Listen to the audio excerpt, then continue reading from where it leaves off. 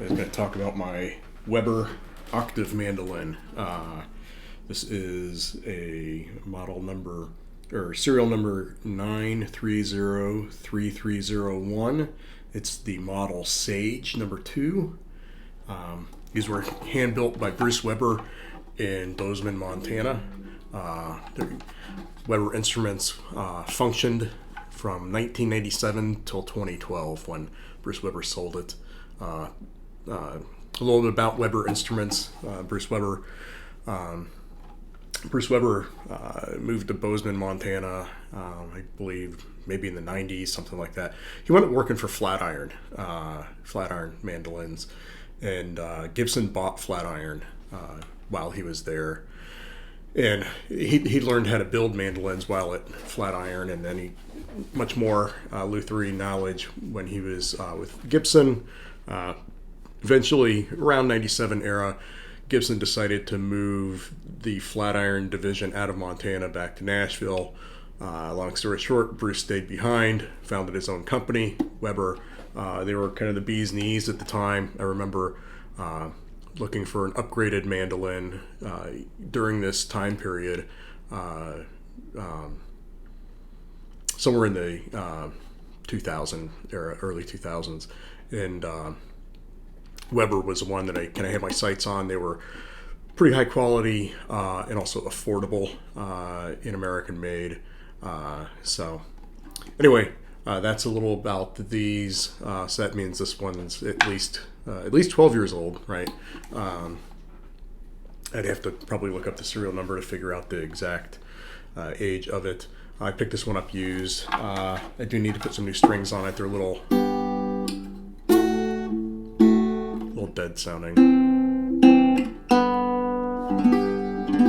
but it's pretty nice voice. It's very light, solid top, all the kind of accoutrements. It's got kind of look at the nice some nice flame on the maple there. This one has some wear and tear in the pick guard section, but it's kind of a no frills instrument. I actually haven't had an octave mandolin until now, so it takes a little bit of getting used to some of the things I play on a regular mandolin are a little harder to do stretches. Compound that with a little bit of sloppy playing on the intro. I'm trying out these new picks, these Dunlops, and they're a little slippery. They just feel weird to me.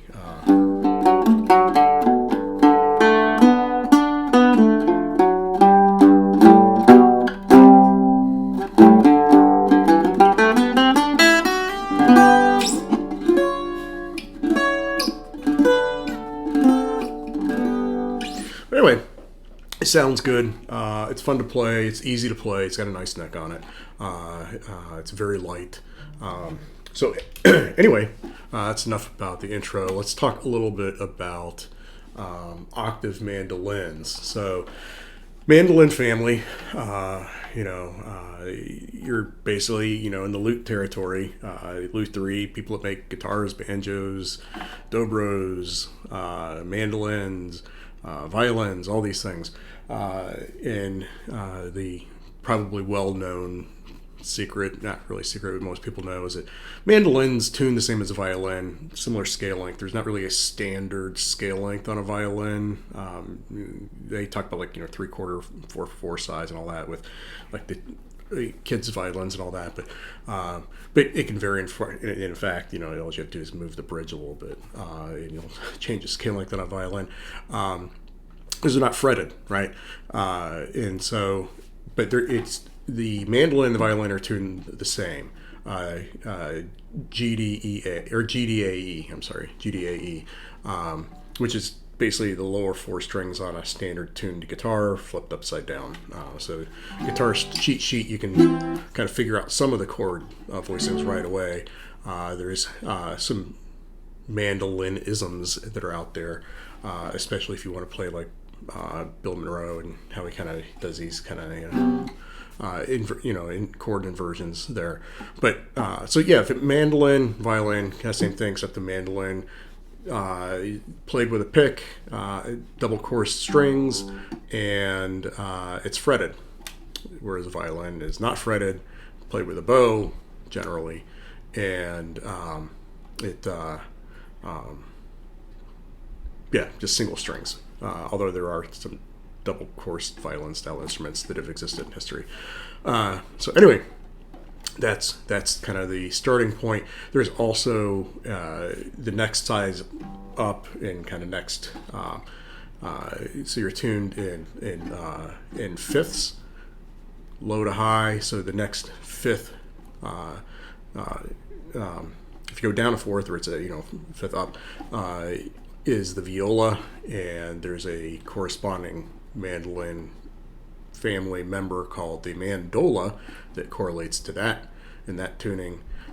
Go down one more, and you have the cello. There's a mandocello as well. There's actually a mando bass. So they kind of have the whole range of instruments. Back in the turn of the century, 20th century, the mandolin orchestras and that were kind of popular, and they had all these range of instruments. But there's other instruments that are ostensibly in the mandolin family that you will see. One of them is the octave mandolin, and sometimes people make these out of guitars. You just add two tuners and change a few things around. But octave mandolins, a bit longer scale length, you're just tuned down an octave. For a regular mandolin. So if you play the mandolin, you can figure this out, although the fingering is a little different because it's more like it's basically like a guitar scale length. There are other instruments that are kind of similar to this. There's a 10-string cithern, which is a Celtic instrument. There's the bouzouki. There's a number of instruments that are kind of in this family that are very similar. But this is basically just a overgrown mandolin, and so it's tuned the same, played the same generally, but you kind of think of it as like the bass mandolin, other than the fact there's a bass. There's a mando bass that exists, but that's distinct from this. So anyway, I'll give you a little bit of insight into that. There are some people that do play the octave mandolin as kind of their primary instrument. Sarah Jarose is one person.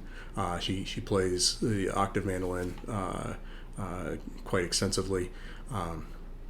So there are players that kind of prefer this. It works well in a almost better in a folk setting than a bluegrass setting.